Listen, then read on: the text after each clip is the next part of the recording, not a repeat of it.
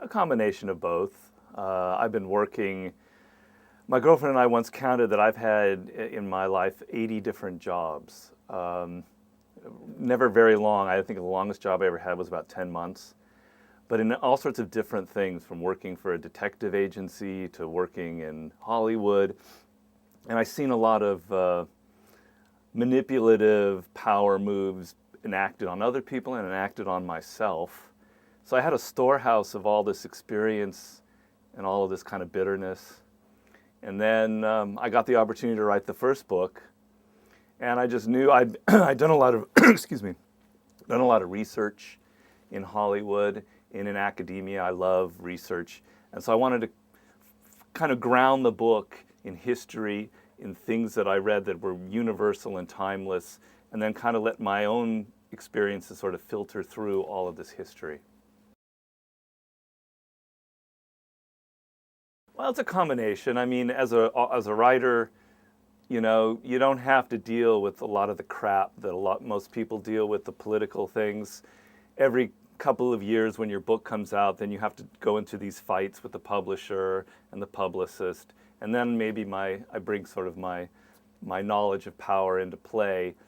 I'm kind of a combination. I mean, some of it are things like crush your enemy totally. I don't practice that in my real life. Get other people to do the work but take the credit. That was done to me. I don't do that to other people.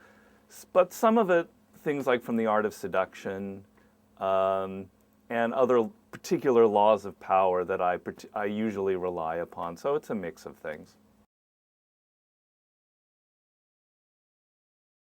Well, you're always feeling powerless in life. So early on, when I was working in Hollywood as a writer, I would work with a director or a film company, and what I would end up coming in the end and kind of writing whole scenes.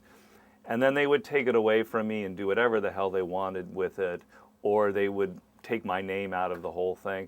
And the only thing you could do when you work for a giant leviathan like Hollywood, in which they just swallow your individuality up, is to leave it. And I left it, and I went and wrote books.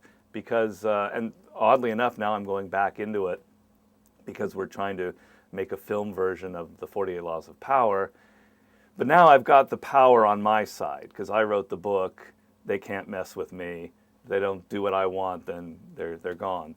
But before, there was nothing I could do, so I left. And I tell people a lot, like, if you're in an abusive relationship, or you're working for what we call a psychotic boss, sometimes the only option is to leave, because your emotions get so entangled with these manipulative people that staying there, you're just helpless, because they're good at these passive-aggressive games and you're not. So you have to leave. You know, working on this, and I'm still in this situation, working on the new book, The 50th Law. I love 50 Cent. He's a wonderful person, but he's a celebrity and he's very busy.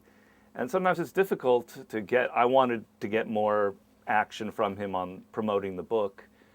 You know, who am I to move someone like that? So I had to confront my own powerlessness in the situation. And in the end, he came through, but I had to kind of take a step back and just let things happen, which is often what you have to do in life.